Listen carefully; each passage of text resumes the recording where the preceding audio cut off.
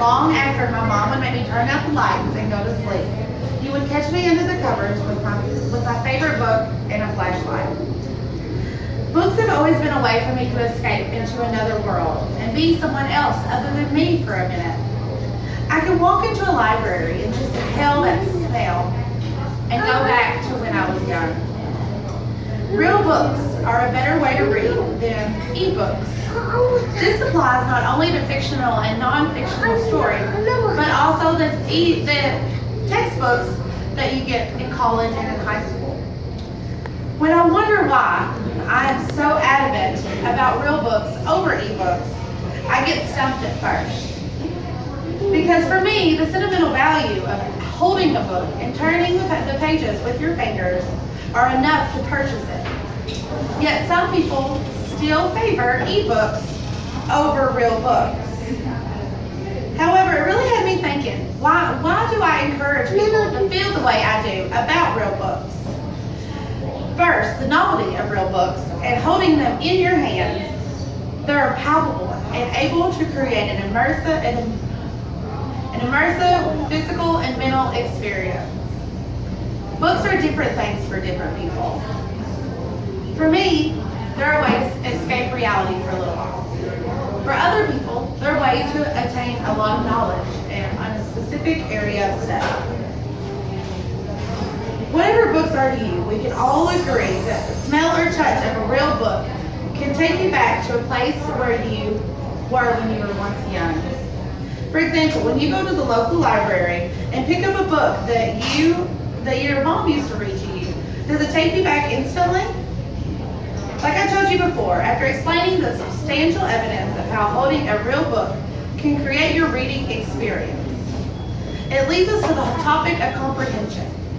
Don't get me wrong, just getting somebody excited and interested in books is a win within itself.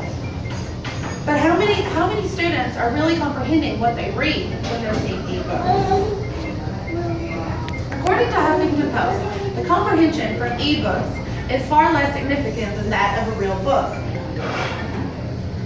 Huffington Post states specific statistics from an article from USA Today. While students who read ebooks were more motivated to read, they weren't actually obtaining the knowledge that they were reading. When they were not able to answer the questions that they were asked about what they were reading, and they were unable to retell what they had just read. In the article from USA Today, husband and wife Heather Sugar and John Sugar, members of the staff at Westchester University, performed an experiment on middle schoolers. They wanted to test their comprehension theory and actually see how much they were comprehending. The children at the middle school were often distracted by the flashing gimmicks that came with the e-readers. Unlike a book, there are no distractions, just words and paper. Ebooks have fun, interactable designs that allows the reader to detour from the actual reading. The Sugars also used a great analogy with PowerPoints. When PowerPoints first became a thing, people used strong gimmicks like twirling words in or making them disappear at the end. But later we realized that that's actually detouring people from the real message, and people weren't comprehending it. While ebooks are convenient for teachers, instructors, and students, they can also be very distracting. For example, when you're reading a book that isn't captivating or thrilling, it's very easy to switch to a form of social media or another article that you think should be read. People have become distracted and capable of changing rapidly when they have technology at their fingertips. Think fast. Naomi S. Barron wrote a blog for Huffington Post based on what she found when she wrote her book, Words on Screen, The Fate of a Digital World. We all have contributed to the steady migration of printed books on paper to books on mobile devices. Sure, there are lots of ways to do that because of the convenience of it. It takes more time to go into your local library or your bookstore and pick out a book than it does to log on to your favorite ebook site and get your book. It's also more practical to pack your e-reader instead of packing the 13 books that you want to read on vacation in your carry-on to get on the plane. But what are we jeopardizing when we do that. If we are constantly distracted by the things on the e-reader, are we allowing ourselves to think critically? In Ms. Barron's blog post, she talks about the level of deep reading students need. It's easier when print is on the screen to allow for skimming and getting the gist of a topic. Take Google, for example. When we're looking for a specific subject, we are getting onto Google, and when it comes up, we're seeing many different scenarios. And we automatically skim each word from each scenario, and we pick one based on what we need the most. I prefer real books over ebooks, and I feel that I've made my position on that very clear. According to CNN Media, real books are back.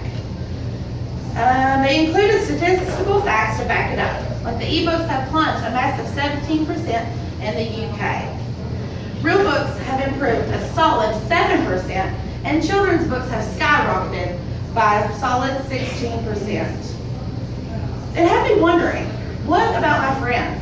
How many of them have decided that they are going to choose ebooks over real books?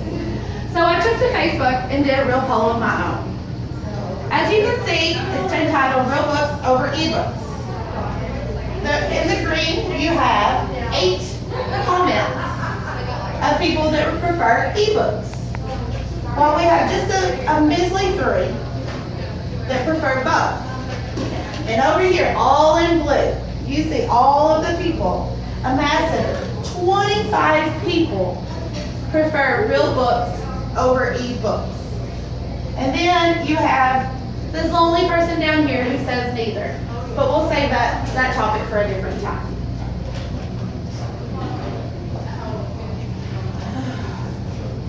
I have now provided you with a plethora of reasons that real books are better than ebooks. Remember that tangible feel and smell of a book outweigh those books on the screen. Not to mention the attention spans that people have along with the comprehension levels of that outweighs the ebooks. After hearing all the reasons why real books are a viable option, there's no question, even with the convenience of ebooks, that they can outweigh the use of real books. Thank you guys so much for your time and consideration, and thank you for allowing me to tell you why books printed on paper far outweigh that of the ebooks. Thank you.